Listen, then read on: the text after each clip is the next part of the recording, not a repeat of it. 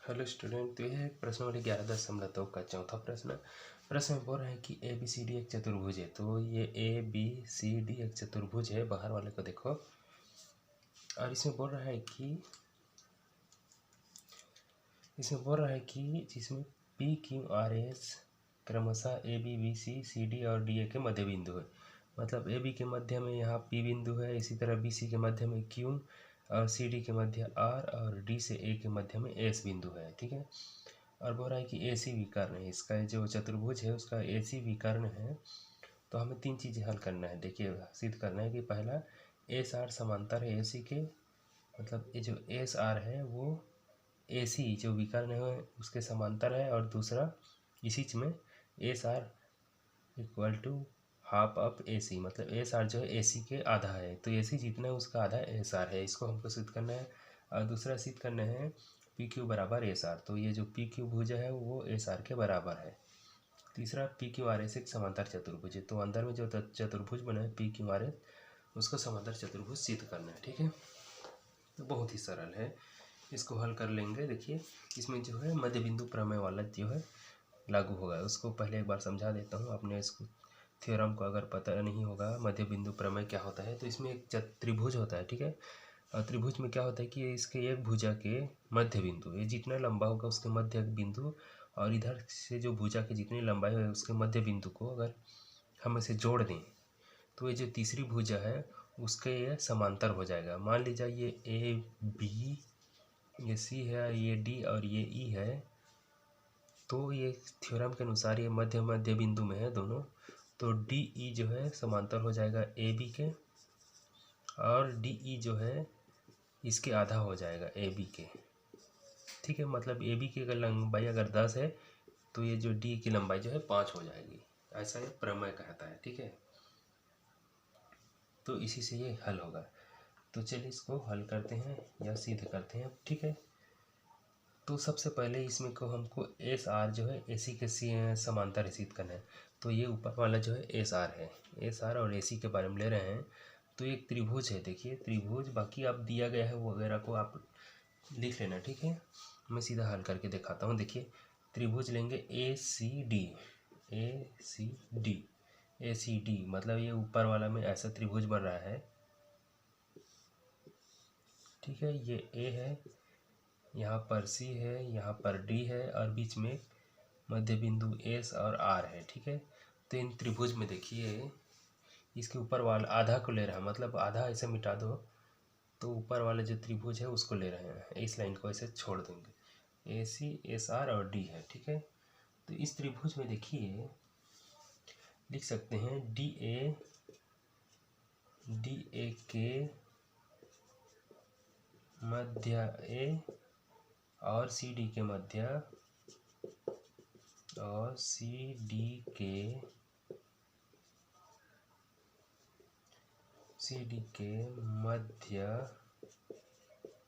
मध्य बिंदु क्या है, सी डी के मध्य बिंदु आर है। ठीक है, यहाँ पर आपको थोड़ा लाइट चमक रहा होगा। तो त्रिभुज ए सी डी में ये वाला त्रिभुज को इसका जो है छोटा रूप कर दिया हूँ, जितना लिए हूँ उतने का।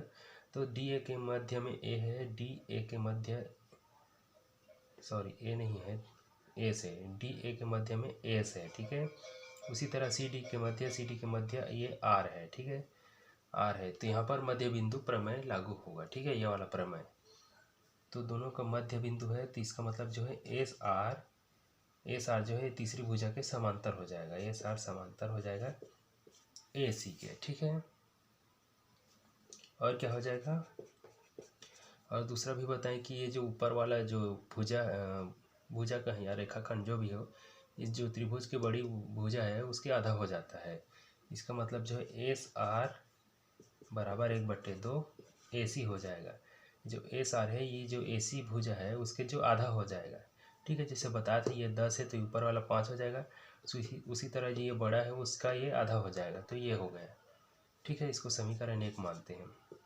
और यहाँ पर पहला जो सिद्ध हो जाता है, एस आर समांतर ए सी के और एस आर जो है 1/2 ए सी टी है। ठीक है, तो ये पहला वाला सिद्ध हो गया यहाँ से। ठीक है, पहला इक्वेशन से यहाँ पर लिख सकते हैं सिद्ध हुआ करके। अब देखिए, अब हम ये दूसरा चीज़ को हल करेंगे कि पी क्यू जो है बराबर है एस आर के। पी क्यू कहाँ है देखिए, अब इसका काम खत्म हो गया, इसको मिटा देता हूँ। ये है पी क्यू बराबर होगा एस आर के बोल रहा है। तो उस त्रिभुज को अब इधर नीचे वाले त्रिभुज को लेते हैं। ये वाला ऐसा बना है देखिए, ये ए है, ये सी है, यहाँ पर क्या है ए सी, यहाँ पर है बी, और इसके मध्य बिंदु बना है पी और क्यू। देखिए इतने को अगर हम ऐसे मिटा देंगे तो इधर ये बड़ा वाला त्रिभुज बन रहा है ए बी सी, और इधर बीच में पी क्यू लाइन है। ठीक है, इसको मैं इस तरह से बना दिया हूँ यहाँ पर।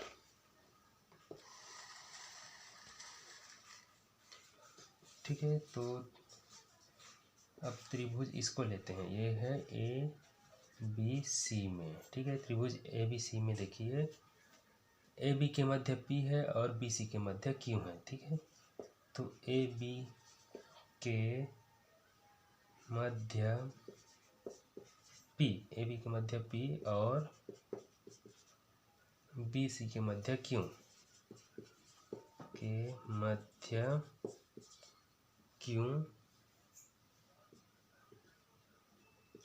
बिंदु है। ठीक है, तो यही यहाँ भी यही वाला सूत्र लागू हो जाएगा, प्रमेय जो है लागू हो जाएगा। तो कह सकते हैं कि ए बी के मध्य पी है मध्य में और बी सी के मध्य क्यू है।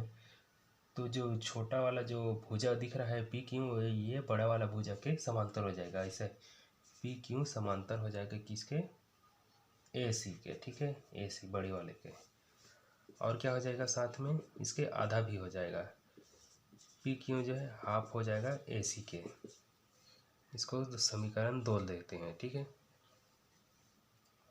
अब देखिए हमको सिद्ध करना है पी क्यू बराबर एस आर। ठीक है, ऊपर में जो है, तो सिद्ध करने के लिए क्या करेंगे, समीकरण 1 और 2 को लेते हैं। समीकरण 1 और 2 से, समीकरण 1 और 2 में देखिए एस आर बराबर 1/2 ए सी है, और यहाँ पर पी क्यू बराबर 1/2 ए सी है। दोनों में ए सी है आधा, और यहाँ भी 1/2 ए सी है, यहाँ भी 1/2 ए सी है।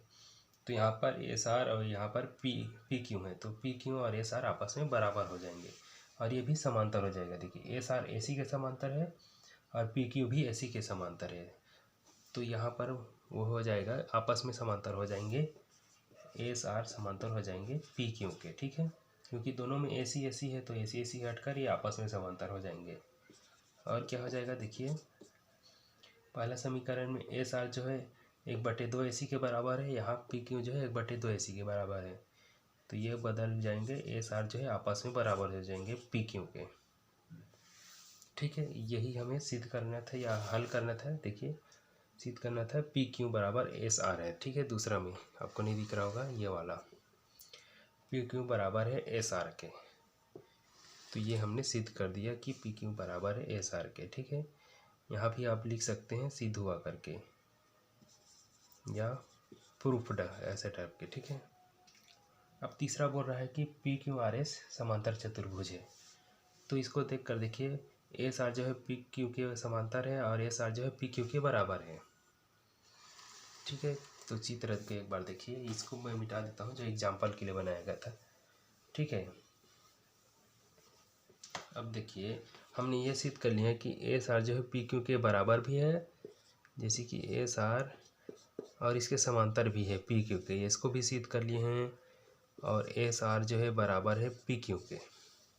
ठीक है, ये आपस में समांतर भी हैं और बराबर भी हैं। इसका मतलब क्या है, ये जो है समांतर चतुर्भुज है। ठीक है,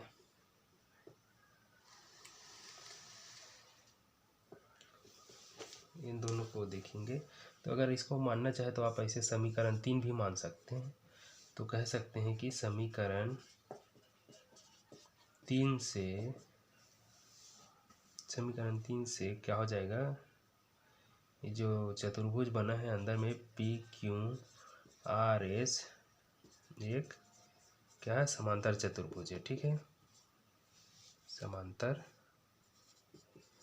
चतुर्भुज है। क्यों है, क्योंकि एस आर और पी क्यू आपस में समांतर भी हैं और ये आपस में बराबर भी हैं। ठीक है, तो ये सिद्ध होता है कि आपस में ये समांतर चतुर्भुज है। ठीक है, उम्मीद करता हूँ आपको ये समझ में आया होगा। और अगर चैनल को सब्सक्राइब नहीं किया तो प्लीज़ सब्सक्राइब कर लेना, और लिखे नहीं हो तो वीडियो को पॉज करके लिख लेना। ठीक है, इस तरह से, और हल करके ज़रूर देखना, क्योंकि जब तक आप खुद अपने हाथ से प्रैक्टिस करके नहीं देखेंगे तब तक बनेगा नहीं। ठीक है, मिलते हैं नेक्स्ट क्वेश्चन के साथ।